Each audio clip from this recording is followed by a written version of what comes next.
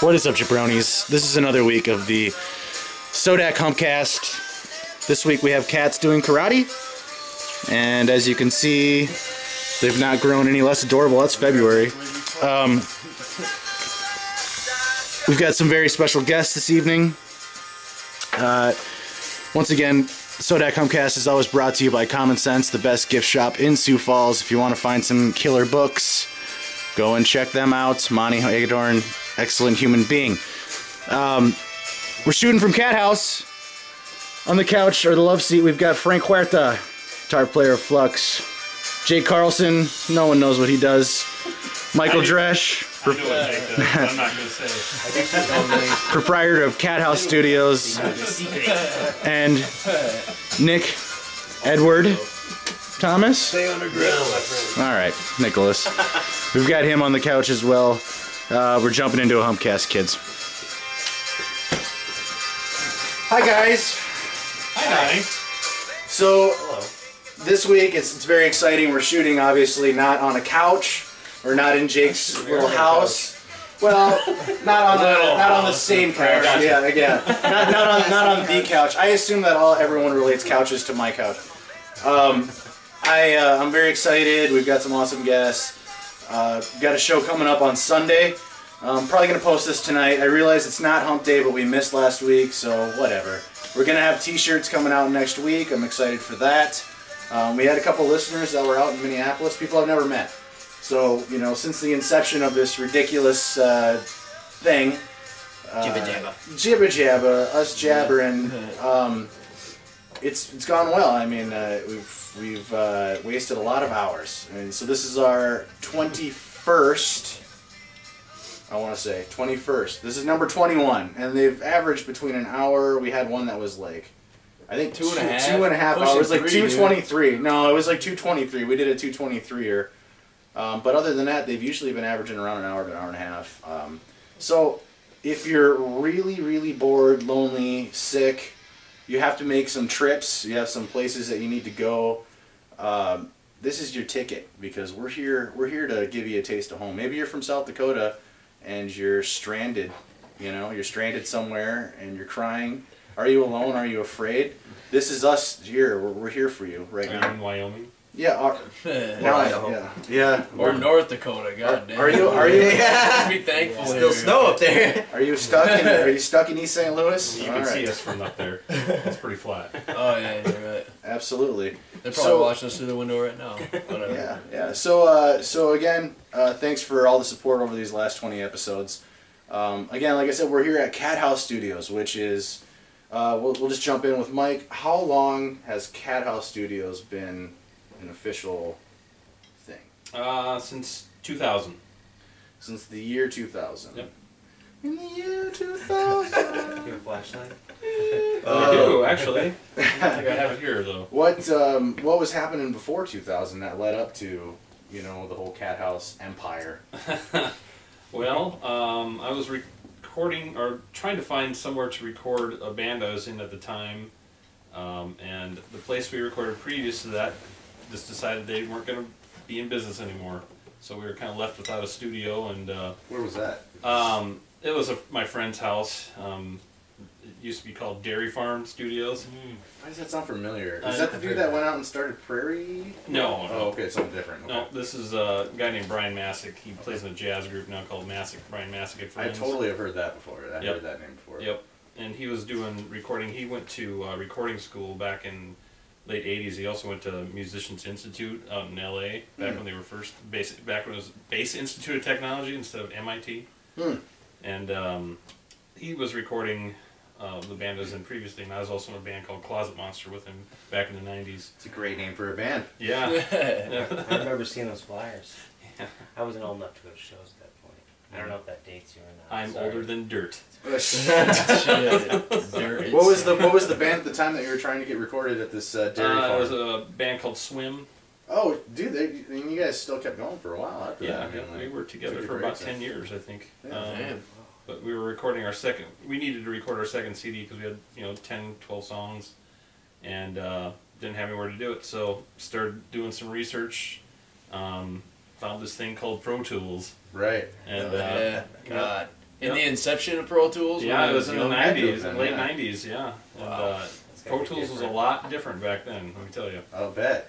Yeah. You've You seen gotta that. type in, what is it? D/colon Oh, record. DOS. It wasn't that bad, but it was on Windows 98 SE. Hey, Windows 98 was pretty good. For its time, it was pretty good, alright? I had way more problems with Vista. My mom's old I had computer that 800 meg of RAM. was nice. yeah, exactly. That was a lot. We found a computer Holland. in the closet that was my mom's, and it had Windows 98 still on it. Yeah. Bunch of Napster files down there. yeah. Oh yeah. Old school, I had dude. Kazaa. That was good. Yeah, yeah. So, Was the old Pro Tools as colorful? No, it wasn't. really? Well, It was there you go. very gray. Mm, Very gray and black. wow. And so you just got into that. You're like, I'm gonna get some mics and I'm gonna try and record my band. Well, at the time I was working for a company called Hutchinson Technology. I was in the Sure. laser department, and Laser department. yeah, I was a laser engineering technician. What? Nice. How did you do that gig? You go Well, to I laser s- school? No, Laser school. I don't I understand. started on the production floor in 1992 at $5.60 an hour. Sweet. Yep, and worked my way To up. work with lasers? Yep. Like dangerous ones? Like ones if you touch Well, them they- would kill you? Well, it can definitely Lasers. blind you. Did you take Yeah. any home? No. They were really big. And they're Yeah. making tiny microscopic welds. You actually had to look at the welds under a microscope. Wow. Yeah. That's crazy. Did you go to school to be an engineer or something like that? I or wasn't an engineer, I was just a tech. You were just But I hanging did out have to go to school to, I had to take some classes for it. Sure. Wow, lasers. So here you are hanging out with lasers, and then you're like, let's record my band. Well, no, but what happened was they started kind of going downhill with the advent of overseas production of the parts we were making. Sure. So they started doing layoffs, and they had a voluntary layoff, and I'd been there for almost 10 years, and I got about like a Wow. $9,000 severance package, so I could live off that for several Jesus. months before I had to, 10 years Yeah. you spent hanging out with lasers? yeah. That was the 80s in a nutshell, wasn't it? I mean, I assume that was through the 80s? Well, I worked There's a series there of from lasers, right? 92 to 2001. Star Wars fans were jealous. Yeah. Yeah. Wow. And So I used part of my severance package to get some microphones and sold some gear I had to get more microphones, and Mhm. it's okay. Let's record our album. Then I had a friend, maybe you know him, Eldon Fisher. He's in Sure, a band absolutely. called it was Jerk Store at the time, and he's also in a bunch of other bands like Ramrod Ramrod Hamster Hamster, and I heard of them. Jukebox Zeros. And, Sure. But they needed help. He was starting to record his own band at the same time, and we did one of their songs, and they got it on Loud and Local. Mhm. And all of a sudden, bands started hearing. They're asking, "Where'd you record this at?" And I started getting a lot of bands, and I recorded a band called Reckless Eddie. And now this is not me saying it, but I had a lot of people say that I made them sound way better than they were. Sure. So I mean, they're great guys. So forgive me, guys, if you're watching this. This is No, just what that's- they're saying. But that's a common statement, and it is to some effect true. If you get an effective sound engineer in there, I mean, he's obviously going to make your project sound a little better. Even like if you're, I think that's you kind have of a the band. goal. Yeah, That's the goal. That's yeah. kind of the Yeah, goal. yeah. I mean, like, but but I got a lot of business because of them. sure. Yeah. People are buying People that are like, recording. you take a band that's that rough around the edges, and then you create. a Well, you project can't compare for 'em. live to like a recording. Why not? They're two separate. Depending on mediums how you entirely. record it. Depending Yeah. on how you Sure, record sure. it. If you What you're record going a for, live, yeah. like a live show, it's different. Exactly. But you're gonna get all the mistakes. You're gonna get all the little hiccups. You're gonna get all that. It's not under a microscope like Yeah. it is with a recording, where it's gonna be perfect. Depending That's on the your goal. depending on your approach. Well, this day and age. Oh, this day and Typically, age, the everything's best approach quantized. is like Yeah. perfect. Yeah. Dude, I even heard stuff about old school when I was obsessed with Metallica. I heard things about, it's impossible to capture that essence of the live show in a recording. It's damn near impossible Oh, I to thought they capture did a that. pretty good job of Kill 'Em All. Exactly, and that's what I heard. And that's what I heard was that with Kill 'Em All, they did such a great job of that to where it was like, it is possible, you can actually do it. I think it's myself, just like even with metal now, obviously being a metal player, it's with metal everything's so pristine, it's so Yeah. tick tick tick tick, so mathematical to where it's just bam right there, everything's tight, everything's fucking Sure. immaculate, and then when you see it live, it can be off. But I think that recording in different ways, like bands like The Sword, they do more spacious type of stuff. Well, they're more Black Sabbath influenced too. Right, Yeah, very more true. atmospheric. But I was thinking, what if you That did live that? sounds. What if you did that with metal? Would you be able to capture a little bit more raw, sound? Well, it'd be great if they would, but nobody wants to do it anymore because they want to show How technical. technically proficient they are. Right. But they That's what realize. it is. It's the competition of technical. Well, yeah, that is. It's Right. like you see all these kids on YouTube that can play every video game, theme song out there, and Yeah. they're like these unbelievably Yep. talented kids, but Yeah, there's the no 12-year-old soul. agents. Right. That's what I hate. I hate to sound like your Yeah. dad, but that's what I hate about a lot of modern metal is it's so soulless. Yeah, and I've heard that before. I've heard that before when I played your Rings of Saturn. And you're like, yeah, I can already see in my brain how these drums are gridded out. Like, it's already like I don't like what was it, programmed music, something to that like effect, something like that. Like, Well, they do use a lot of the same beats. They regurgitate a lot of the same drum beats. Well, and there's a lot of throughout people all of out death there metal. It's that like are using superior drummers. Their drummer in the studio. exactly. I'm not yeah. down with that shit. Myself. But Well- yes, there are people doing it. Meshuggah. Meshuggah does it, yeah, big time. what are your feelings on that? I mean, does that like offend you as a musician? I mean, if Yes. they're just trying to put the best product out there possible, but I mean, Yes. is it that they can't recreate it live, or is it like Mike said, it just doesn't have any soul? And here's the I thing think to at a me. certain point, it's just riffs played as fast as you can play them. What it is to me with That- the whole that does happen. programming shit is that, dude, I can sit on my computer and I can program drums and put guitar over it and whatever. Basically, I can do that. I would like to be impressed in a different way than some bullshit that I can do because I'm really not knowledgeable on it. But hey, man, I can make something sound good too. No. Push the boundaries, you know what I mean? Test the barriers, do something real. I feel like it takes That's a lot all. more courage to do something real with the possibility of kind of, not Failing. Yeah, failing or Mm-hmm. sounding very not polished and pristine. Mhm. Yeah, but that vulnerability is what makes music great. And I think Yeah. people react to that, and I don't know, as far as I've seen, in a good way. Absolutely. Well, let me ask you guys this: if you're listening to a really technically proficient, modern produced album, they're playing some really super technical, high precision riffs. Do you remember that more, or do you remember like a riff by Alice in Chains? What do you remember more? I'm not saying what's better. What do you remember easier? Alice in Chains easily, dude. Okay, but I think that maybe that's a result of it's genre based, because you take a band like Within the Ruins or whatever, any of these like really super techie bands that have stringing, there's like Okay, let me it's rephrase so it. dense. Let It's me so rephrase dense. it There's then. so Live. When you hear it through a live PA, what's going to be easier to pick up on? Where you got, what was that Alice in Chains song? Something about my brain, check my brain. Yeah. But it's super stupid simple.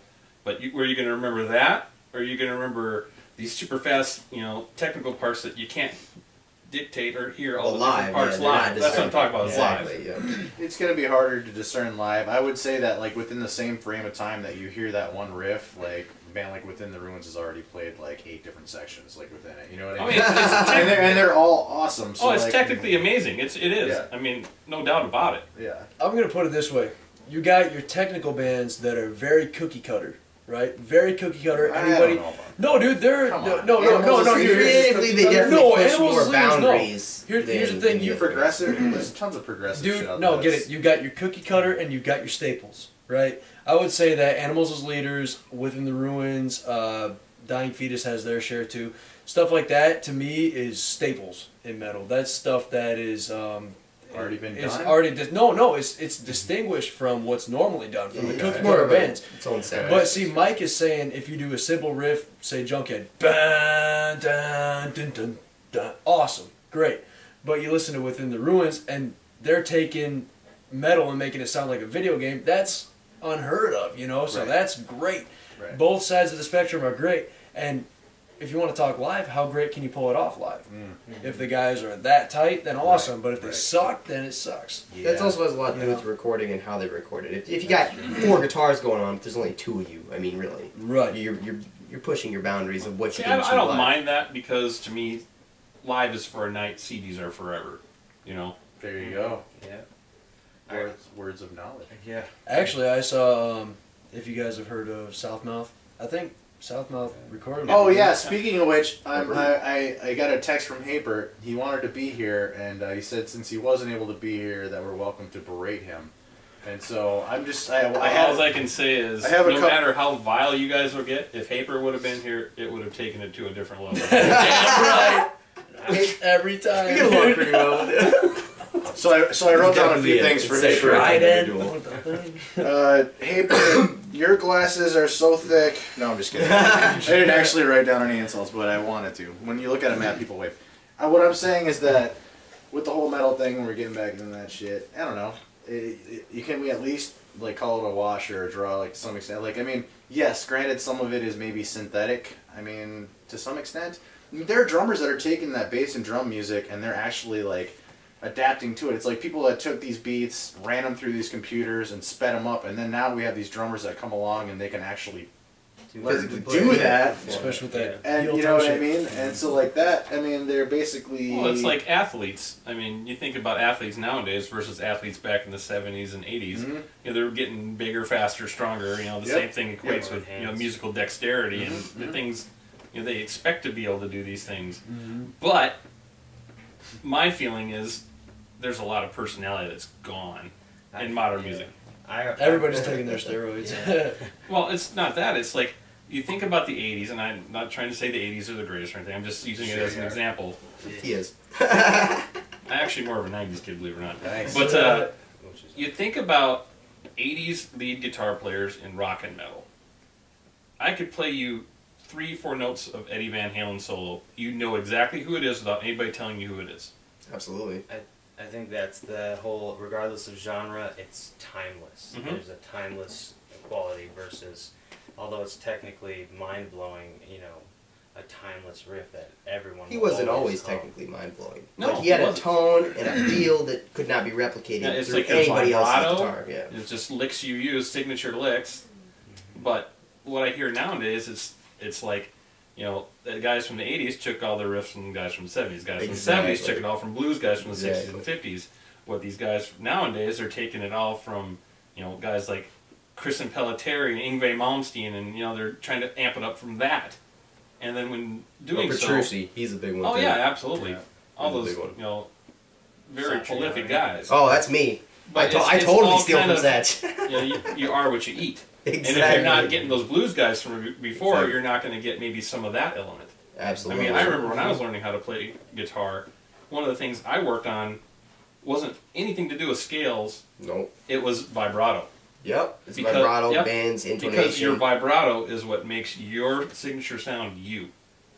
Well, that and how you choose how you to shake the phrase notes? things. I can Yeah, attest dude, to that. absolutely. I've never There's, met there's a anyone lot of people who with can't vibrato sing a as note. good as Just it sing is. one note and just make it sound like Stevie. We're talking vocals. No, we're guitar. We're talking Guitar? guitar. Yeah. We're talking Just making how the we're guitar shaking sing. the notes. Yeah. That's a Yeah. signature. The Absolutely. lead guitar is originally supposed to be a replacement for the lead vocal. Absolutely. You can take a note and bend it and go wing. I mean, listen to Stevie play. This is why everybody feels so much emotion when like Stevie plays. I understand that. It Not just even seems like Yngwie. there's only so many He's ways Yeah. got to a do killer that. vibrato. He does have a good vibrato, but those damn sweeps for like I know, but when he's 15 minutes is too much. He's a good player. Don't get mad. Oh, he is an amazing player. Doesn't mean I want to listen to it for See, long. well, that's the thing is that I He's get stroking tired his of own hearing- ego, and it gets a little old pretty quick. You oh, know, it does. I get a little tired of hearing modern solos in metal again, and hearing it and being like, oh, sweep tap, oh, go up Exactly. a triad, oh, another sweep tap, go down a triad, sweep tap, and then now you're just climbing. Oh, See, now if you're there's not a pivoting on melody, note. then I don't know what you're doing. Because if you're not contributing to the song It's and leaving because that's something what everybody memorable, else out there is doing, and that's the expectation for music Right. in their genre. Right. And they And think that's they why- have to do that yeah. because that's what's quote unquote sick. But it's gonna, Yeah. it's gonna Sick. it's gonna bring you into now. It is, but how do It'll you bring you into now, but it won't. Yeah, exactly. last. Sure. It won't last Sure. as long as a timeless riff could. I think being able to find a balance between, being able to throw out the sickness and then maybe incorporate that melodically, pretty cool. Yeah, so, powerful, different forms. I think it's all about composition, Mhm. rather Sure. than just fucking. Part. There you Doing go. things Yeah. that people maybe don't see coming, or like Sure. like a lot of the verse chorus type thing that people do. it's getting old now. Everybody's stealing that same composition where they play the same exact verse every time, they play the same exact chorus every time. Where you could always mix that up. You could have a bridge in there. You could have, well, no, I'm saying like the average song should be like composed of like 6 riffs. Yeah, You know what I mean? It could be bridges, composed several, of many yes. more, just variations on what you have. Obviously, you can mess with the architecture of that. You know what I mean? That's fine. I mean, when I first met Mike, it was about a decade ago, I would say. And Battle Seizure Robots. yes, I had a black eye, and I came in. Remember That's that? the name of your band? That was the name of the band? That was the name of my band, Nick. Yes, I was Better- 22. He's got the Simpson tattoos right on his arm. Yeah, I got the scars to show it. Yeah, I was in a band called Battle Seizure Robots. I showed up at Mike's studio with a black eye, hungover, with my fucking friends, and I couldn't imagine what the hell were you Not just his thinking? friends. Come on in. Yeah, I mean, I can't imagine what you were thinking when I walked in there. I mean, just like, oh Jesus, another one of these. He's probably thinking, how long until this is... Yeah. And then the hard drive died, and we had to do it all over again. Yep, that's what happened. Battle Seizure actually recorded. Yeah, we recorded like fucking 10 to 11 songs. Yeah. And we did it, and then all of a sudden we got this message from Mike. Oh, by the way, my hard drive completely crashed, so we're gonna have to redo it again. I was like, Mike oh. learned a lot about backing up his stuff at that So Yeah, but a second time gives that you a was- little bit more leeway as to yeah, what that you was, need to do. Computer had a seizure. yeah, there you go. That was about what, like 2002, I want to say. No, it was probably closer Three? to 3 or 4. Yeah, I want to say because from 3 to 4 is when we were gigging with that. Yeah. I thought we started. Yeah. Yeah, we started gigging next year. Yeah, that sounds about right. So within 3 to 4, we recorded this album, and that band disintegrated as soon as our drummer, who is a character in and of himself, he worked out at the airport refueling planes, and he looked a lot like Rick Moranis. Yeah. He had his zipper fucking scars from when he fucking had like some heart surgery, and he drank gin like it was going out of style. And so we just party with him all the time. I remember I wasn't 21 when we were hanging out with him for sure. I was 20. Anyway, so we started working with Mike, and the product was obviously awesome. We're like, this is great. That band broke up, and I started working on some solo acoustic stuff, which went nowhere. No, I'm just kidding. It was a lot of fun, and at the time I had no idea what I was doing, and Mike didn't want to stand in my way, so he's like, oh, you want to track the vocals 14 times? That's fine, we can do that. and so we did that, and we had some interesting experiences doing that in his basement, and it's been a weird ride. Quiznos theme song. Quiznos theme song, fucking It became the Quiznos... He did the Quiznos theme song. I actually covered it. I did a version of it. I covered a version of it. I'll never forget that. You've got a pepper bar. Oh yeah, that's right. With Zach Verdoren throwing some shining vocals down. It was great. I mean, those are good times. So that happened, and ever since then, cut to next month. We're opening for National Acts. Just by myself, and I never thought that I'd ever. I just figured acoustic punk rock is never gonna catch on. I don't really care. I'm just gonna keep doing this, and just kept doing it, and I've gone through this arc where, and I know you were there for it, Mike. You didn't seem pleased that I was going through and retracking everything Lemmy wise with like a couple of the songs that we did back in the day. And I listen to them now, and I'm like, that sounds like shit. I should have just kept the clean vocals in there, like it was unnecessary to turn everything into Lemmy, like. Oh, I had no problem with your retracking stuff. I think what was mildly irritating to me at the time was it'd be like a year, and then all of a sudden I got a call out of the blue. Hey, Mike, those tracks we were working on way back when? It's like the project that never ended. Right. Yeah. That's right. There was constantly stuff to tweak, and yeah. So I'd think they were done, and I had them all archived in my DVDs way back, and I'd have to like go dig through them and try and find the right version that we had. Right. Yeah. You get all these different versions. Yeah. Yeah. Yeah. Exactly. Yeah. So Theme song. I'd never made an endeavor like that was just solo before, and I had a lot of learning to do and trying to walk the line between you know, remotely hardcore punk rock and then like melodic indie rock, and trying to find a marriage that worked took me a long fucking time. And like I feel like I'm just now finding a good balance where I can like feel okay with actually singing a verse fucking clean. You know what I mean? Like I'm okay with that. Well, I always thought you had a good voice even back then. That's what you said, but I wasn't listening. I wasn't listening. I just wanted to make everything as gritty as possible because I wanted to be tough. I wanted to stick out in Yeah, that you go sense, through your you know? yelling phase. And Yep. I was like, you really should sing that, Donnie. Yeah. No. What did you yell. Yeah. What did you do in Kill 112? In Kill 112, Did you sing? thought I you did. sang. Yep, I always did. I sang for everything in Kill 112, and it was all singing. It was singing. Yeah, it I was- always yeah. thought it was good. Yeah, thanks, man. It wasn't yell singing. And yeah, and moving on to it, yeah, that's a good segue into our next guest. But yeah, but again, long history with Mike, and you know, certainly thank you for all your support through that. Yeah, let's talk about Kill 112. That was the first band I ever had when I moved to Sioux Falls when I was 16, and hooked up with a couple of guys, Dusty Hayes, and Zach Woodley Rifen, and we put together a punk band, and I was playing bass. I've been playing bass for a couple of years at the time, and I fronted as vocals, and we connected up with this other group of yokels called Youth in Revolt. Tell us about Youth in Revolt, Nick.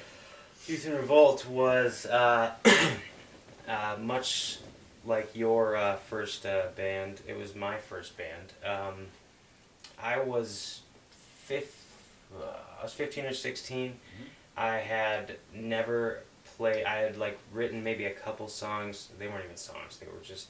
I thought I could win over a girl or some garbage with some song on an acoustic, and she hated it, and so I got pissed and I started listening to punk rock, and then and I got really inspiration, It's true. This shit was pretty punk, man, back in the day. I got very into Fat Records, stuff, and No Effects, and Yeah. I found these kids that were younger than me. So I was a freshman in high school, and they were in 8th grade. And it was Matt Burns and Pat Pate and Josh Tweet, and they were. I saw them in a video from a show, and they were just 3-piece, and I was like, I could play guitar. I could Right. play. I couldn't. I know I couldn't play and keep up with them, but they taught me, and they had patience for me. But we played so many terrible, but I mean, in retrospect, amazing, awesome shows that were. I mean, I think I don't remember ever playing tight. I think it was just the feeling Sure. of having somewhere to belong, and Yeah. I was so I just felt wow, this is Everything was fresh and new, right? Yes. I mean, like I remember Innocence. remember the Red Mosque. Was that place downtown where all the Shriners get together? Yes. Do you remember you guys played there? Oh my God, yeah. Yeah, you guys played there, and they had the floor like all polished, and all these punk kids are running at full speed and sliding on their backs and shit. It was like running around, just Yeah. It was not being safe. total like patchy punk kids, and Circle pits. yeah, I remember you played there, and I remember, yeah, that was awesome, man. That was probably one of my. I mean, actually the band before that, my first band was called Badgetron. Nice. Was that with Langford? It was with Chris Langford and. Was that Yeah. you call that a band, or was it just you two guys wearing masks jumping around with a keyboard? We actually had cardboard costumes, robot costumes with Sure. porn taped to them. Good. I was 13, and I was just following suit of the older kids, and I was like, I need to be cool, so I'm going to tape this porn to this Of course. robot costume. I still say it's cool, but go on. Yeah, my dad thought it was funny, and I guess that was okay, and so Sure. Vagatron was spray painted on my basement wall. And Did you ever play anywhere outside of Z Coffee House? We played the Terrace Park band shell. Really? And Nancy Nave came and judged it. Nancy Nave. Is It that was- the chick from the news? Yes. Yeah. It was a Battle of the Bands. Did she like Vagatron? She was mortified. 'Cause we played the Weed Whacker, and we held the Weed Whacker up to a microphone, and Serious? Was it just you and Pretty Langford? hardcore. no, there's a couple other people. Oh, okay. That's crazy. I think Matt McFarlane was in it Right at on. one point. That's cool. That's Dude, I can remember Bruno going to did. shows at the Pomp Room and seeing Chris Langford, he would be doing the robot, like, in the middle of, like, all this sea of kids, like, that's going around. He would do this thing where, like, every time he encountered resistance, he would just redirect what he was doing. And so you'd see this one guy doing the robot, like, through a sea of kids, like, skanking and, like moshing and shit. Nice. Here's Langford roboting around. Fucking just absolutely absurd. And now he's an insurance salesman. So if you're looking for insurance, I guarantee you, that's your guy you want. The guy from Vagatron. He's your man. Are there any videos offline or online? There was no Maybe videos videos of of Vagatron because they eventually Bullshit, man. they had evolved into Vagina 666 when and I left at that point, and You parted ways. You They- moved on. That was just too much, right? they got arrested. That crossed the line. They started to expose themselves at shows, and Jesus. No I way. think they stuck things in their urethras, and What? that's people got. No way. Yeah. So Are you serious? No way. the other half of the I never band heard was- about that. You can ask Langford; he will attest to it. He'll plead the fucking fifth. I mean, I don't know the guy, He but was- I might have Me to and add him one of those was little on. bleep things over his name. No, we're not talking about that. Me and I him- don't me think and people him. are going to be that psyched about having their insurance. No, he was good. He had left. Someone's gonna pull out their He left. business He card and find it. He was Look, out. I'll Wait. buy your insurance, but you got to do the urethra thing because He left. He He wasn't left. the participant. He was okay. not participating. Okay. He For had- the record, Apparently, he had enough. yeah, he told me about it, and we were scared, so we left. sure. Well, that's crazy. Okay, Yeah. so we were playing punk rock shows. We did a few. Did you guys play the Catch 22 show? In It was like in a garage over on the south side of town. no, I played with him Okay. somewhere else. I think you were there. Probably way later. McCook Lake. No, I didn't go to that one. Okay. No. But okay, so you did Youth and Revolt. What happened Yep. after that? What did you do, Nick? What did you do? I didn't do anything. Two of the members wanted to start hardcore because a hardcore band because there was this flood of like spazcore. Yep. You know, that hair that like is like Romulan hair. I think they call Oh yeah, I it. remember that. And Screamo. Screamo. There we go. Orchid and all of these bands that I, Seisha, that I just didn't really Ink and get. Dagger. Yeah, I just didn't quite get into because I was into melodic punk rock stuff and but I appreciated it nonetheless. So Sure. two of the members of the Youth Revolt left Spirit. to start the Harsty or the. Oh yeah, I remember Harsty. those guys. Fuck yeah. And that I just could never get into that stuff. It just Yeah. wasn't for me. But I supported them all the way, and then I decided to try some other bands that failed miserably. What are the bands? We've for all that? been there, Nick. I don't remember that. It was a band called Everything Was Right. We played two Never heard shows with Alan Burkhardt. Oh, okay. He was either one on Sunsets. Yep. Okay. And That was a then- punk rock looking kid who was Oh yeah. looked like he's about 12. Who are you talking Yeah. about? Who? Alan Burkhardt. Yeah. I know the- Burkhardt. Oh, Burkhardt? Yeah, Yeah. sure. Yep. That just kind of started to fail. Kind So of petered out, yeah. I eventually, I think then I tried to do the solo acoustic stuff, and I remember that. Now, did you go out to? You went out and recorded out with that guy, right? The dude. The Yeah, Prairie bro. Dog? Prairie Dog. Yeah, he was literally down the block from me. Really? At the Yeah, time he was at in the Sioux time. Falls. Okay. Yep. And then I remember seeing that at Guitar Center around at the time, and I think you just called it Nick Thomas, right? It was just called Nick Thomas. It was just called Nick Thomas, and then The it Guitar was, Center existed back then, did it? no, not Guitar Center. I'm sorry, Sioux Sioux Falls Falls Musicians. Yep. I saw the local section there, and I saw that, and I'm like, I know that dude. Yeah. And I looked at the back, and like it was like a full product, and like I was like, wow, this dude's actually doing something, you know? Well, And my dad helped me fund that. that's awesome. And Yeah, it was awesome, I'd by the like way. to, yeah, he's great. I'd like to, unfortunately, as much as I love my dad, you're great. I would like to forget entirely about that record. As I was 15, You were cutting your teeth, dude. You were, I I mean, didn't know how to write songs, and it was. wow. I mean, it's nice to look back on. It was like Unfortunately, a full length album too, right? And then like, did he take care of the drums and stuff on there? Because you had like full band tracks on there, right? Yeah, and it wasn't Pro Tools; it was tape. So, I was playing the drum machine, and if I messed up, I had to go all the way back Oh to the beginning, Jesus! and I messed up a lot. Oh Jesus! so there was some stuff that you had to live with, basically, is what you're saying. Yep. Is that what But- the outcome was? Yeah. I was 15, and I mean, I'm not gonna lie, I just wanted girls to like me. Okay. All right. So, and then I started to That's enjoy. why most guys pick up the I'm guitar. not gonna. I'm not Bullshit. gonna lie about it. I mean, I love playing music, but it was like a secondary thing. you Yeah. know? At that time, you were I was using 15. that. I Sure. didn't. I wasn't like music integrity. I was an immature little brat, Huh. and then it became. Sorry, Nick, didn't No, no. interrupt you. That's okay. Red Wings just scored everyone. Go on, Nicholas. So that's not the most noble thing ever. So you started out just to pick up chicks. I'm sure you're not the only one.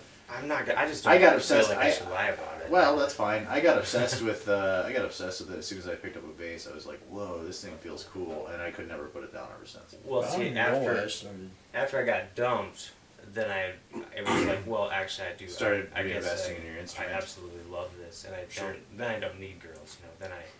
I had no social life because I stayed in my room and practiced guitar all day. I did the same thing. That's yeah. what happens, Yeah. dude. That's how you go down that road. You got no friends. Okay, let's start a band. I don't know anybody. Yeah, right. So bridge the gap between clicking out drum tracks and then ending up with a picture of yourself in Times Square on TRL.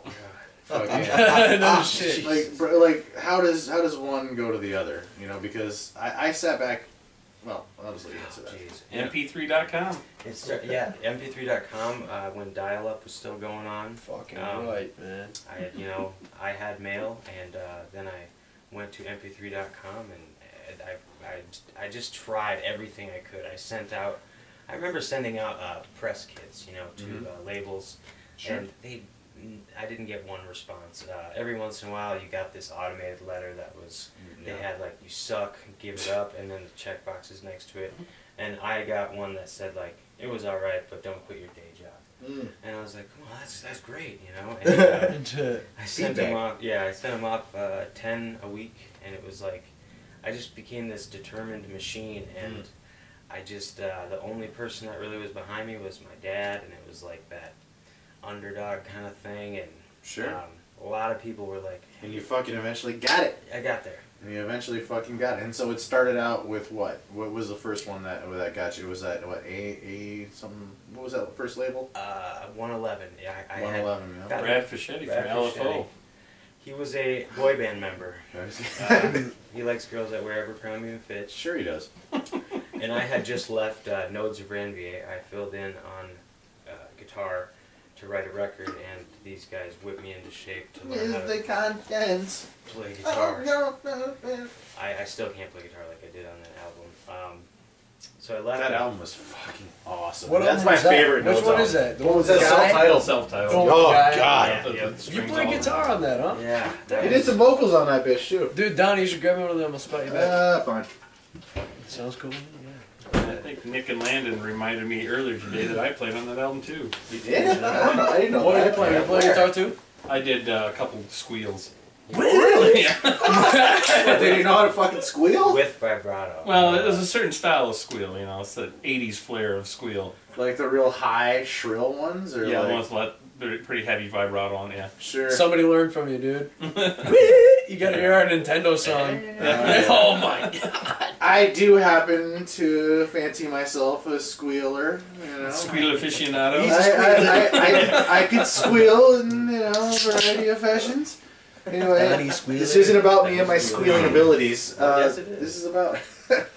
It's about you. So tell me about... Okay, see, you first got hooked up with this dude. So a boy band guy picked you up. Yeah, he There was calls. rape. I was just kidding. very apprehensive. Don't joke about rape. he did- That's he did rape not- culture, guys. It's not funny. He didn't rape me, but anyway. Dude, So show me on the dollar we touched. later.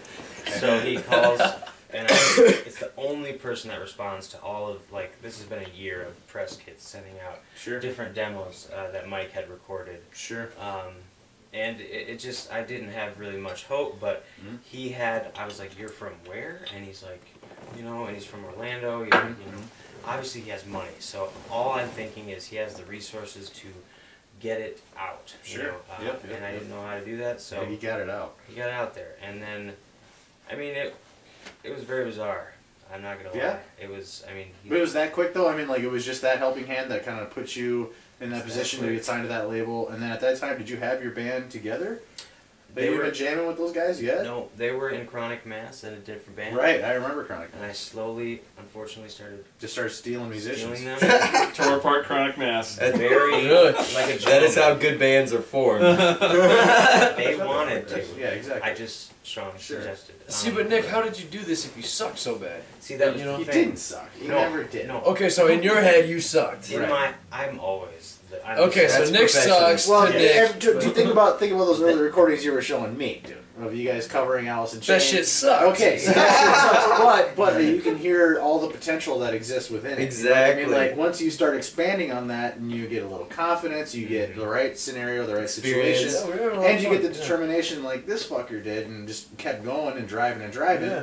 That's how you make things happen. You're right. Yeah, So you grow. I mean, Yeah, okay. that's awesome. I mean, and let's not diminish the fact that I don't care. Like, you're a talented dude. I mean, you got a hell of a voice. You write good songs, and there's no reason why, dude. Let me tell you where I was at when you were touring in Europe. I was on a couch with a horrible fucking habit, and I was sitting here watching my friend fucking play shows in front of crowds that were singing every word. Every word, hanging on to your every word in a place, and it's like, dude, you're in fucking Amsterdam. Dude, you're in fucking the UK. Like, you're living my dream. I'm here, just slogging away, like, feeling like crap. And like, the thing is that I wasn't going to turn around and be like, fuck Nick Thomas, that shit sucks, which is what I had it's quite a few very, of of those. course you did.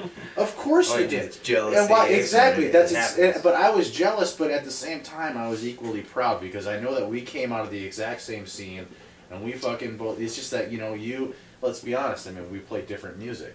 Exactly. So like, I'm obviously playing less marketable music than you are, and I don't regret that. it's just the path that I had to take. Exactly. And the stuff that you were writing was very brilliant, and but I mean, it was at the end of the day much more palatable to a major label than anything that I'm doing. And so you're doing it right. Obviously, you're doing something right. If you got across the world people singing the words to your songs word for word, and I was proud of you. Well, thank you. So, It but I was at the worst low point of my life, and I was watching you at the highest. And It was fucking strange. I- It was a strange scenario, Well, man. it's strange to me being we like you said, we came from the same, Absolutely. basically the same area. Yep. I couldn't write, I wanted to write. I was really into just fast, punk music, and I wanted to only do that, but out of necessity, I had the acoustic, and I'm like, well, it doesn't sound right if I do that. And then I started listening to just singer-songwriters, and then I couldn't write anything that didn't have, it didn't make sense in my head to not have, the nice, Sure. kind of cookie-cutter stuff that with the, and then all of a sudden the hook comes, and, it just It's didn't. like we were talking about before, you're a product of your influences, what you're listening to. I That's think true. you were probably listening to some Dashboard Confessional and Yep. other bands that were of that ilk of that Oh, yeah. time. And I listened to a lot of Third Eye Blind for some reason. Third Eye Blind's awesome. That was a big thing for me, and but it was just it's so bizarre because only within the last year or two am I able to fully accept, just where I've come and how far I've come, because I just felt way too lucky, and Sure. it I could imagine. I mean, what was that like? You're hanging out in Times Square? You're never able to fully comprehend it. You just appreciate it as much as you can, you soak it Yeah, up, and yeah. then I've heard it's like a dream. It's it doesn't feel real. Yeah. Yeah, You're just going through it. Yeah, I watch Just going videos and through I'm like, okay, and it takes so long to come to terms with it, especially from South Dakota. I mean, it's Sure. That's one hell of an accomplishment. Right. Man. That is one hell of a exactly. feat, dude. That's why we're all proud of you, man. You'd One be in a proud of million, that. You'd usually. be proud of that, man. I'm getting there. You're the one to jump on the It's boat. tough. Come on, man. We built this ark. Jump the fuck on it. I Yeah. can do that. I just, and especially it came full circle when we would tour with coastal bands, Sure. and they're, no one came to see them, and their heads are just huge, and they're just dicks, and excuse me, whatever. And Oh, yeah. okay, and Yeah, no, we don't fucking swear on this Okay, podcast. good. Never. So they're fucking dicks, and it's just and all of a sudden it's we had gained this reputation of we just were every single day it was thank you so much. I cannot believe we got Yeah. the chance to do this. Yeah, gratitude. I yeah. didn't care that Big they part. didn't like our music. If they liked music in general, it didn't matter what kind, and it doesn't at this point to me. But you didn't exactly surround yourself with weak musicians. I mean, fucking Joe Tried not Back to. on drums, are you kidding me? I lucked out. That kid was like having a seizure on drums for Chronic Mass, dude. Like, he was freaking out. He is a hell of a drummer. I mean, you got Ludeman, which I honestly, like, I identify with a lot of Ludeman's style and shit like that. Like, I can, honestly, I hear a lot of riffs in the way that he rolls on the guitar and stuff, and I hear a lot of stuff that are similar to the stuff that I do. I can hear that too. I'm not just saying that. I really can. No, I really do. Like, it's funny. It's like, dude, no, I recorded that riff. I remember that riff. You share the same style. I Yeah, he does a lot of fucking awesome like pedal work and stuff like that. Like, I never dove into that whole pedal world with all the effects and stuff. He didn't used to be as good. Sorry, Dan. Your pedal work was shoddy at the beginning. Oh Jesus! It was. Oh Jesus! I mean, You heard it here first. It took time. It took time to get. I mean, like we had set out for. We knew it was going to take time. I mean, I was so serious. I like had a sit down meeting with all of their parents, and they're like, "Who's this guy?" You know, and I'm like, "I'm going to take your sons on the road, and we're not going to make much money for like 3 years, but." We're going to play to like 20 people that are going to like us this night, and maybe the next month will be 200. And they were just like, wow, okay, sure, yeah. And I was very driven at the beginning. Yeah, well, why not? That's what's required, right? Yeah. I mean, yeah, that's. I just didn't see any other way. Yeah, no, I mean, I've been very much the driving force within all my bands that I've been in. I just, at a certain point, I haven't. I don't know, I don't want to say crossover, but like, all the stuff I've been playing is really outsider stuff. I mean, metalcore now is gaining a lot of popularity and shit, but I mean, unless you're a Christian band, you don't have that built-in following from the beginning, and I think it's a little different.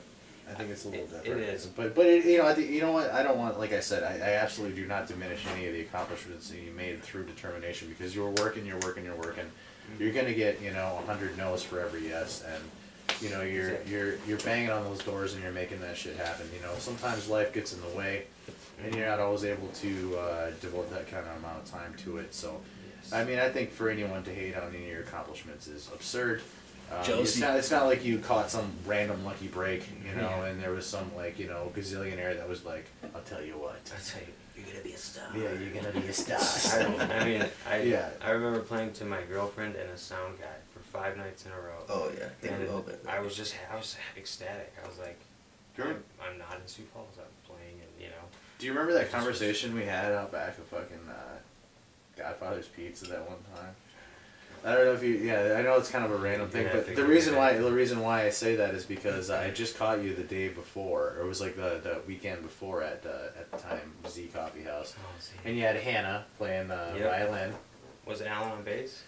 I don't know if he was on bass or not. I don't. For some reason, it probably maybe. Becca singing, girls singing. He could have either been there. Remember the Actor Studio? I think you guys did the Actor Studio too. Yes, we did. Okay, I think it was the Actor Studio show, and you were hanging out. You were leaving Godfather's there, where it's at on Kiwanis, and I rolled up in my Cutlass at the time with all the stickers on it. And I was like, Nick, what's up, dude? I haven't seen you in a while. I was like, I caught your set, man. It sounds pretty good. We should try and get a project going. And you're like, yeah, man, that'd be cool. And I was like, well, let me find a pen. I'm gonna write down your phone number. And I looked around. At the time I was working at Pizza Hut. That probably would have been like 18, 19. And I was like, well, I don't have a pen, but I'll see you. I'll see you around. And then I didn't see you for like 4 years until like your band started really taking off. I was like, son of a bitch, why didn't I start a project with that guy? Like, I was so fucking pissed. But yeah, such is life. But so that's awesome. You want to talk a little bit about your new project that you got going on here? I would love to. Yeah, sure. go ahead. You've You've got an audience of at least 30 to 40 people. That's 30 to 40 more than probably would care to listen to me ramble about it. 30. Okay, 30. The Spill Canvas, let's see, what was it? On hiatus, right? Well, no, we were. In 2010, we took a hiatus because, as we learned, Warner Brothers, or The Man, a major label, stereotypical VH1 behind the music story, we got screwed by the man. You know, just I mean, in every aspect and facet of the business deal, they wanted to control us. They, you know, all this and that wanes on the, you know, the interpersonal relationships within the band. You know, you start getting just upset in general because you put so much time and love and effort into this thing, and then some guy with just gets shot down, destroyed, just because he has the money and the resources, you have to listen to him. And so, you know, I gotta wonder, not to interrupt you, No, guys, it's okay, yeah. but I just gotta wonder, what is it that they're pushing on the artists so hard? Are they pushing Filler, the I time? Are they don't making want- you they a don't want- commercial? Is it a commercial you're becoming? It's all a commercial Really? between commercials. You're a product, You know, is product. what it is. To sell the label. No, Okay, they listen want to to what hit. Make the label money, Let's right? listen to what my guests say. Go ahead. They want to Shut hit. that. They want to hit. they want to move units. Yep. It's all about who's hot, who's got hits. I mean, they set Nick up. I'll let you finish it, Nick. But they set him up with a producer that they can't stand, that had no business working with these guys. So he was out to change their sound because the label wanted that. It was the worst experience ever. Well, what happened was we got signed. They gave us free reign, and we ended up on our own accord. I wrote a hit. It just happened to happen that way, in a top 40 hit. As soon as they saw that, they got their mitts in, and they're like, well, you got to do this, and you got to look Trying to like this. reinvent you, trying to push you, trying to manipulate Exactly. you in directions that are Trying to most- make sure that another hit comes out, and then Exactly. another one, then another one. So even if it you're doesn't going even upwards. reflect the band artist at at all. Exactly. They can They're more manipulate. obsessed with the Right. Are the we getting that success about right? Is that than something how to you say? feel Like about that. the music, which Yeah, is dude. where it should be. Exactly. Do you And- think that sorry, No, go dude. ahead. No, go ahead. Do you think the success falls back into their lap at the end of the day, though? Do you think that your music becomes a commercial for basically their moneymaker? Is that what it is? Well, that's what they want. That's what they want, but they don't necessarily. Of course. Their first goal is not longevity. We always Right. knew if we tour and we keep getting the fans, like we got dropped from the label, but we had an enormous touring base to fall back on because these people didn't give a shit about more. What label you're on, yeah. They just Or love like the the music band, since yeah. day one. So Sure, right.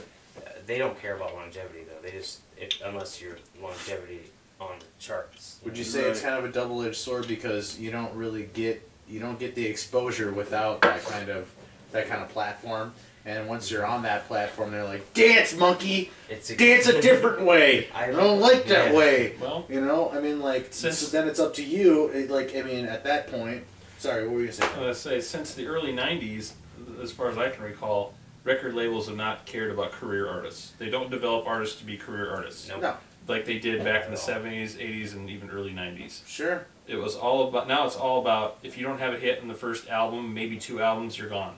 Mm-hmm.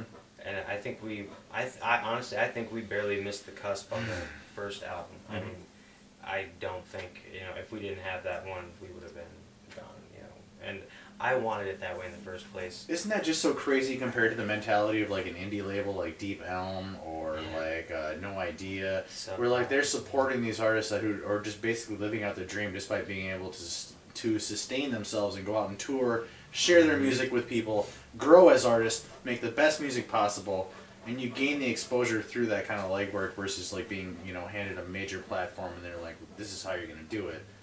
I mean, like, isn't it kind of crazy, that kind of difference It's within very, that? very crazy. I think nowadays it's kind of getting upside down where, I mean, it's only going to be so long before people are like, I can't stand the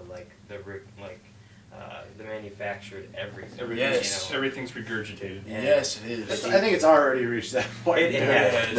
It's been like at least 10 years, in my I opinion. mean, come on. Yeah. Can we just be honest? Like, every band on the crew has to sound like this. Why? With the Why?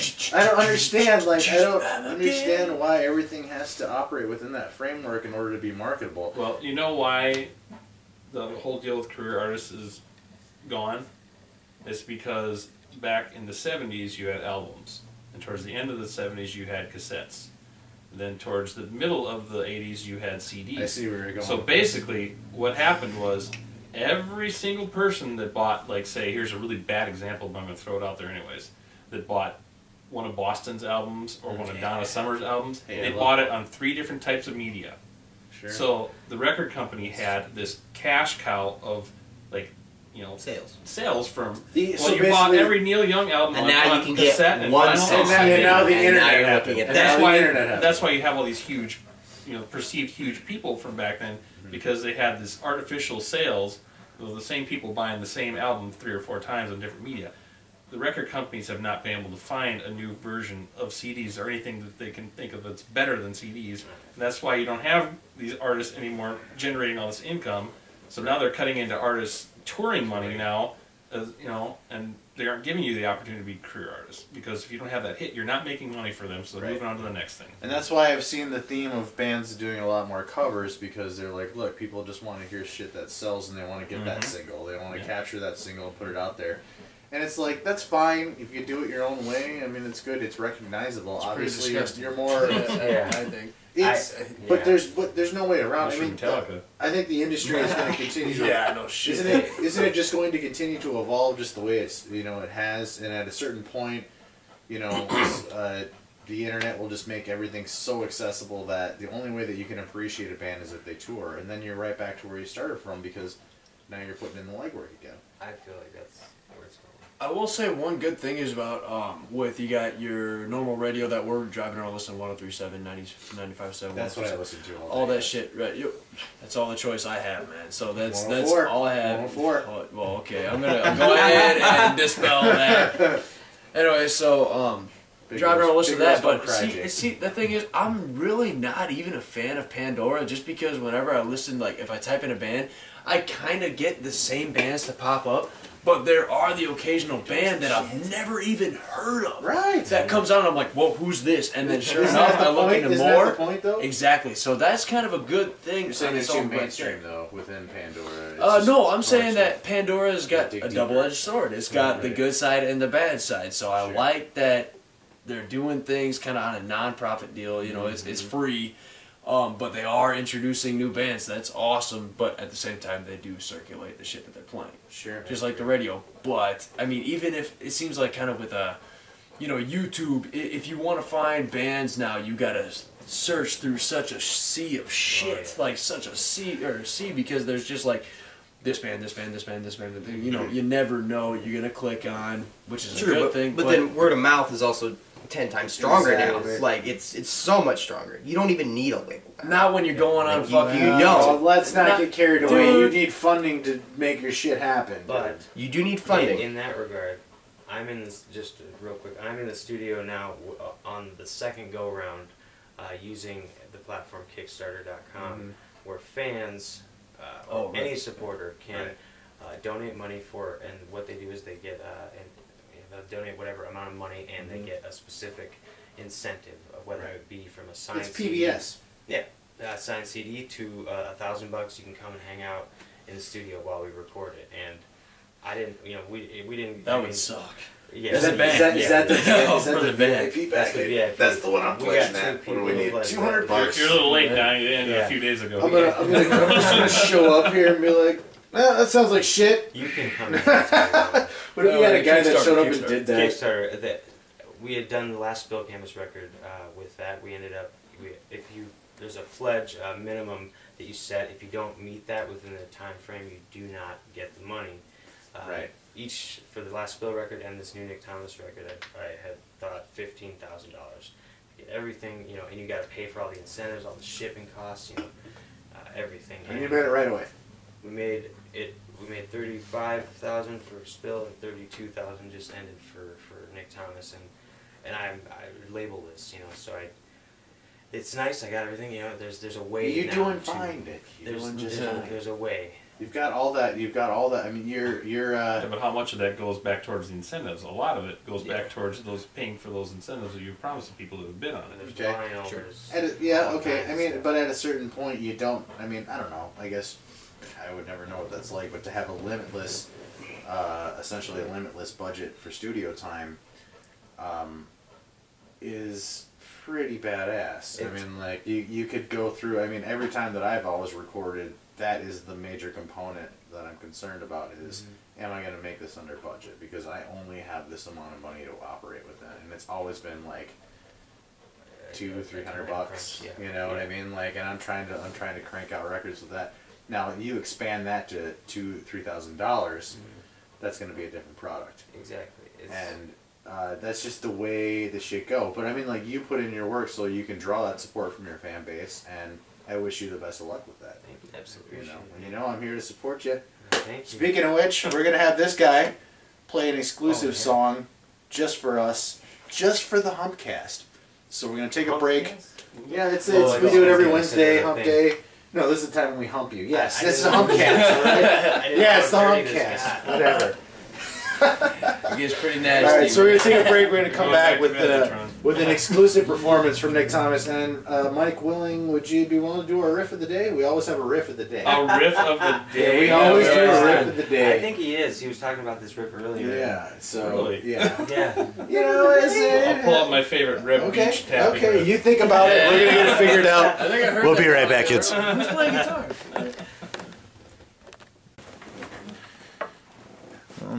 All right, guys. Thanks again for tuning into the Humpcast. It's been an excellent episode. Right now, we want to present to you our friend Nick Thomas performing a song off of his new album. You can't download it, you can't possess it, but now you get to hear it. I give to you, Nicholas. Okay. Hey, whoa, shit, fuck. Nicholas on this. Okay. Bloopers, All right, there you go. Go ahead. That was the remix version. Yep, that's good. This is a song called Bit by Bit.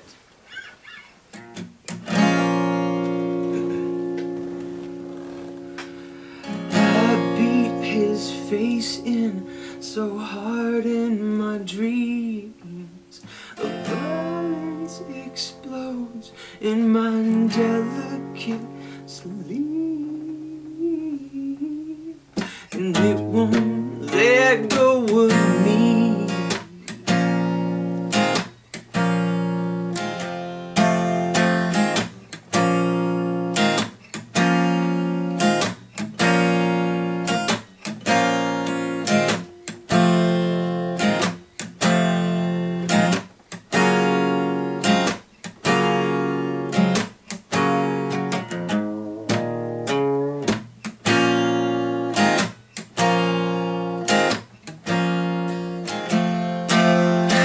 Ditched his remains in the mud by the lake.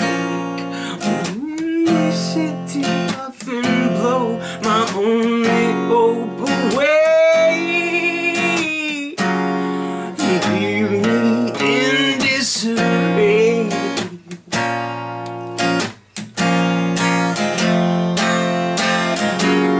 I think it's safe to say you owe me one for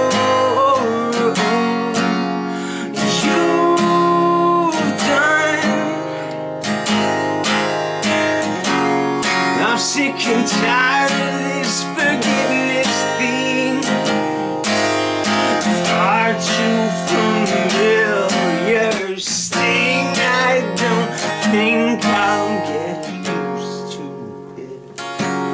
So I'll wipe the slate clean bit by bit.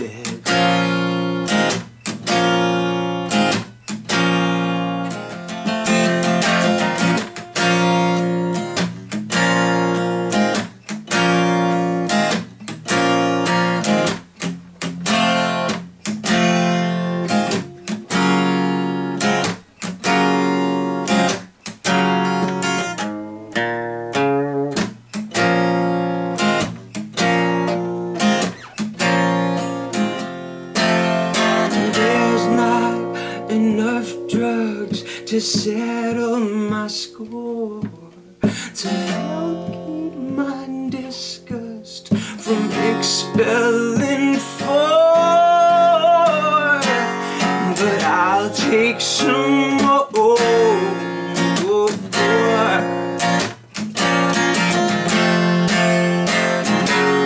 I think it's safe to say you owe me one for you've done. I'm sick and tired of this forgiveness thing. It's far too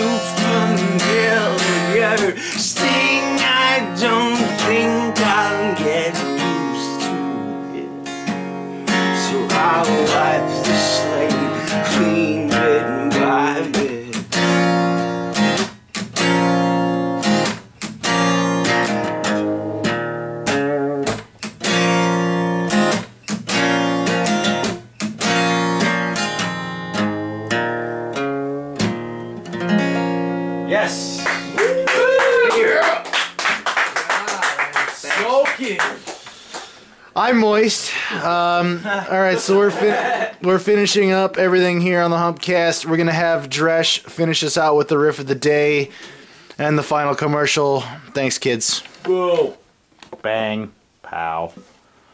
I don't know. It's probably recording. Who fucking knows? That's what they have editing for, right? Is that a handful?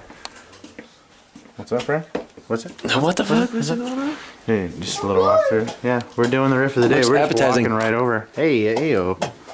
Dude, Say hi, Nick, Kevin. can I download your voice on an app and use it? Is there any way I can do that? Let's make it On my phone?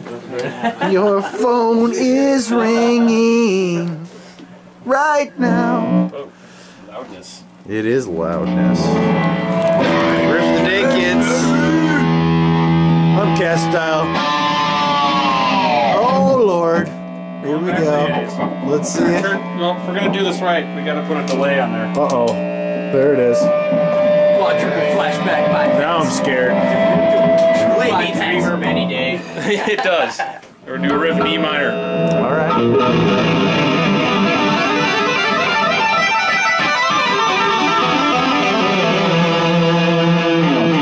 Oh, Eddie. That is pretty much sick. Come on, give us one more.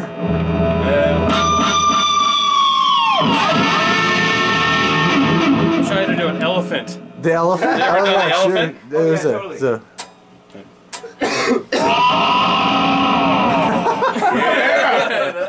All right, I suppose that'll do for the riff of the day. So nonchalantly. We're walking through the fucking place, and yeah, again, we want to thank you guys. This has been a fun podcast. I don't know what I'm doing half the time, but we have had you guys been around. Look at this. Look at this fucking TV. You got TVs. You got magazines. You got everything you need here at Cat House, really. So you've got it all taken care of. All right, kids. I want to thank you personally. You guys have been here for me through thick and thin. It's fucking great. No, maybe it's not that deep. Look, let's be honest with each other. We didn't think this was going to be a fucking podcast. We don't know. This is probably too close. Whatever. I want to thank you. We're brought to you by Cat House Studios. We're brought to you by Mr. Nicholas Thomas. We're also brought to you by Common Sense. Common Sense and J.R. Kaufman. My fucking screen would work. J.R. Kaufman, look at that guy. It's brought to you by J.R. Kaufman. Look, we're a weekly podcast. We've been doing this shit for a little bit. I don't know how much longer we'll do it. We're calling it a season finale because we're taking a break. I'll give you a hint as to the next person that's going to come on. His name rhymes with Schmimmy Schmilliams. And he's on a show called The Schmitus Schmids Yashmo. Whatever. Go shop at Common Sense. Your continued support means everything to us. T-shirts coming out. Later, kids.